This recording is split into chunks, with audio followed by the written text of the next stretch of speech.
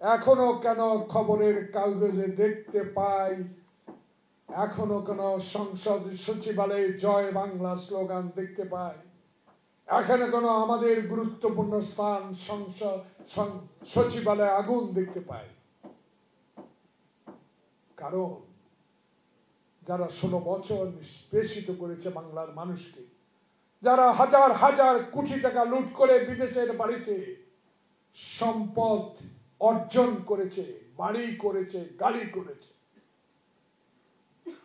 তাদের সহযোগীরা এখনো বাংলাদেশের বিভিন্ন সচিবালয়ে বিভিন্ন পদে পদায়ন হয়ে এখনো ডক্টর ইউনূসের মতো বিশ্বের দরবারে একজন গ্রহণযোগ্য ব্যক্তিকে অসহায়ত্বে ফেলে দিচ্ছে। আমরা তো আপনাদের সমর্থন করি না। আমার নেতা তারেক রহমান নিঃশর্তভাবে আপনাকে সমর্থন দিয়েছে। এই সমর্থনের অর্থ এই নয় বাংলাদেশে আবার মঈন ফখরুদ্দিনের মতো ডিলে করে, বিলম্ব করে, 111 মতো সৃষ্টি করে আবার নির্বাচনকে বিলম্বিত করে জনপ্রতিনিধি হাতে ক্ষমতা হস্তান্তরে বিলম্বিত করার একটা চক্রান্ত আভাস আমরা গন্ধ পাচ্ছি। তাই আমাদের নেতারা সরকারকে সচেতন করে দিচ্ছে, এদের পাল্লায় পড়লে বা বিপদ এসে যাবে। কারণ শেখ হাসিনা চিৎকার দিয়ে বলতো সংসদে, বিএনপি জামাত, একটি কথাই তার মুখে ছিল, ঘুমাতে গেলেও তার মনে মনে তারেক, ঘুম থেকে উঠতেই মনে হতো তার তারেক। এত ভয় করত যে ব্যক্তিটি 16 বছর বাইরে থেকে জাতীয়তাবাদী শক্তিকে সাংগঠনিক ভাবে শক্তি যুগে এই আন্দোলনকে ছাত্র মুসলমানতে নিয়ে সুফল বয়ে এনে দিয়েছে, সেই তারেক রহমানেরকে 16 বছর মামলা হামলা দিয়ে কত অত্যাচার নির্যাতন করেছে। সেই তারেক রহমান এখন মুক্ত আকাশে, আর তুমি শেখ হাসিনা মধির ধুতির আচলে তুমি। এটাই তো রাজনীতি। কারণ তুমি কোনোদিনও বিশ্বাস করতে না বাংলাদেশ তাকে বিদায় করতে পারে। তুমি বিশ্বাস করতে তোমার বাবাই দেশ স্বাধীন করেছে, তোমার দল বিশ্বাস করতো, আমার ওবায়দুল কাদের কাকু বিশ্বাস করতো কোনদিনও ক্ষমতা বিএনপি আওয়ামী লীগ ছাড়বে। তার অহংকার, তার কথা। এই চট্টগ্রামের একজন ফরেন মিনিস্টার ছিলেন, তিনিও যেসব কথা বলতেন আজকে কোথায় তারা? কাকায় বলতো পালাবো না, পালায় না, আওয়ামী লীগ পালাতে পারে না, লজ্জা হয় না? পালিয়ে বেড়াচ্ছেন। বেগম জিয়া তো পালায় নাই। বেগম জিয়া তো ইচ্ছা করলে আপনার নির্দেশিত রায়ের না মেনে দেশ ছেড়ে চলে যেতে পারবেন। আপনি জজকে দিয়া নির্দেশ দিয়ে সাজা দিয়েছেন, 5 বছর তার জীবন থেকে শেষ করে দিয়েছেন একটা অসত্য মিথ্যা মামলা। তাই বেগম জিয়া বলেছে আমি কোথায় যাব, আমার দেশ, আমার মাটি বাংলাদেশ। 16টি বার আবেদন করেছে তার চিকিৎসার জন্য। মানবতা নাকি আপনার কাছে আছে? আপনি ইলিয়াসকে যখন গুম করেন, তার ছোট্ট শিশু যখন যায় তখন তাকে আদর করে বলেন চোখের পানি ফেলো না, তোমার বাবা ফিরে আসবে। তোমার বাবাকে, ওর বাবাকে যে শেখ হাসিনা গুলি করে বস্তা বেঁধে পদ্মা নদীতে ফেলে দিয়েছে সেটাও শেখ হাসিনা জানতো, কিন্তু ছোট্ট শিশুর চোখের পানি মুছে বলে তোমার বাবা ফেরত আসবে। এত মিথ্যাবাদী, এত অসত্য কথা বলার সেই নেত্রী শেখ হাসিনা এখন নাই। 100টির উপরে মামলা। বাংলাদেশে আসতেই টাকা হবে, বিচারের আওতায় তাকে আসতে হবে, সাজা তাকে পেতেই হবে। আজকে তাই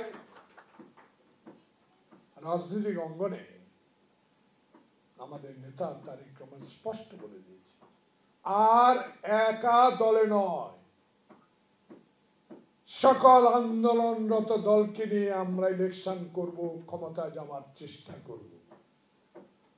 2 কক্ষ বিশিষ্ট সংসদ হবে, প্রধানমন্ত্রী 2 বারের বেশি নয়, রাষ্ট্রপতি প্রধানমন্ত্রী ক্ষমতা ভাগাভাগি করে নিতে হবে।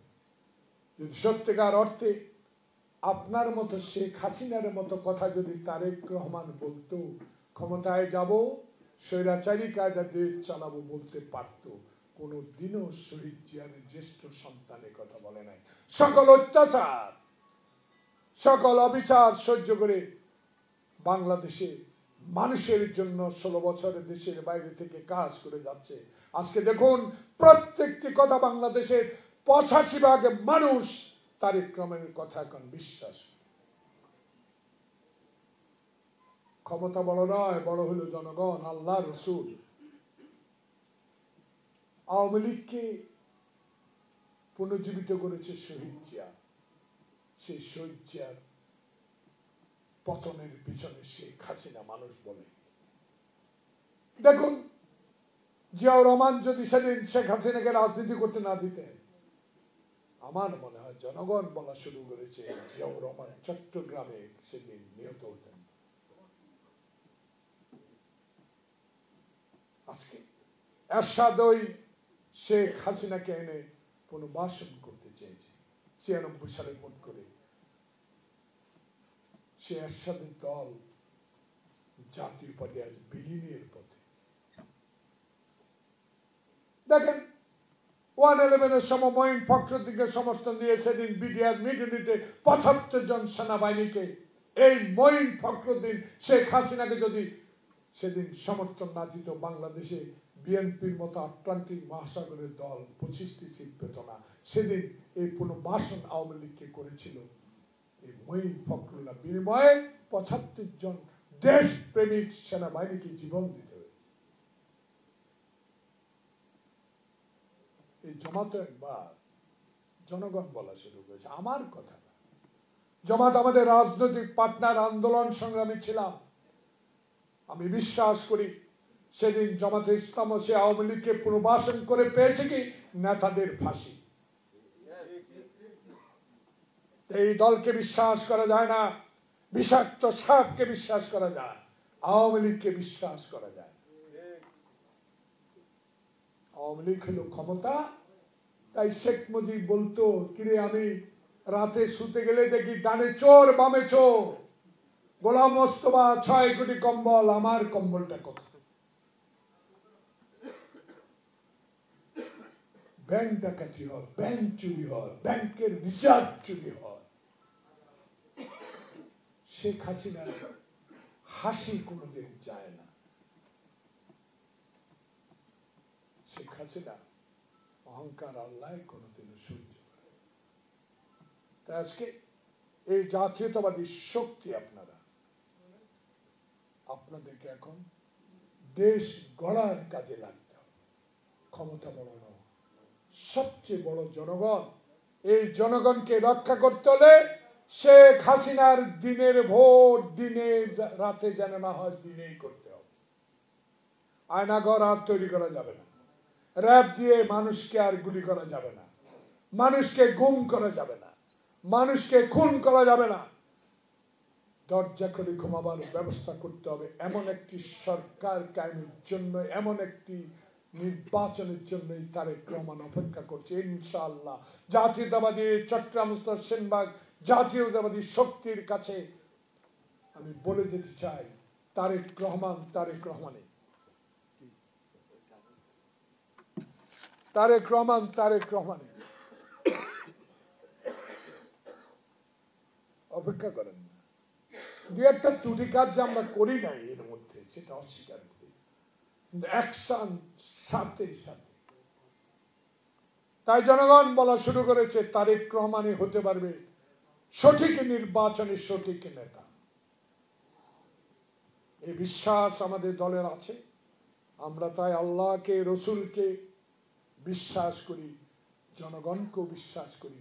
এমন একদিন আসবে যেই দিনে বেগম জিয়াকে যেভাবে কারাগারে অন্তরীণ রেখে তার জীবন থেকে 5টি বছর শেষ করে দিয়েছেন আল্লাহ পাক, এখন শেখ হাসিনা তুমি একটি দেশে নির্দিষ্ট জায়গায় একটি বেড়া জালে আবদ্ধ, আর বেগম খালেদা জিয়া লন্ডনের মাটিতে একটি ভালো চিকিৎসা কেন্দ্রে চিকিৎসা, এটাই তো আল্লাহর গুণ। তাই আজকে সেনবাগ জাতীয়তাবাদী ফোরাম অনেক কথা বলে ফেলেছি, আমাদের ফ্লাইটের সময় হয়ে যাচ্ছে। চট্টগ্রামের সংবাদ অনেক রবার বুলেট গায়ে দিয়ে আপনার সংবাদ সংগ্রহ করেছেন। একটা অনুরোধ জানাবো, আপনারা এই দেশের স্বাধীনতা সার্বভৌমত্ব রক্ষার কারিগর, আপনারা লিখবেন সঠিক কথা। যেই লেখাটা আওয়ামী লীগের আমলে লিখতে পারেন নাই, সেই লেখাগুলো এখন লিখে বাংলাদেশের মানুষের চোখে অতীতে যখন 16 বছরের আগে আপনারা ছিলেন সঠিক সিদ্ধান্তের স্বাধীনতা সংবাদপত্রের কর্মী, আবারও ডক্টর ইউনূসের আমলে আপনারা সেই স্বাধীনতা ফেরত পেয়েছেন। স্বাধীনভাবে লিখে বাংলাদেশে যেন আবার রুনি সাগরের মতো আপনাদের অবস্থাও না হয়। আসুন সবাই মিলে ডক্টর ইউনূসের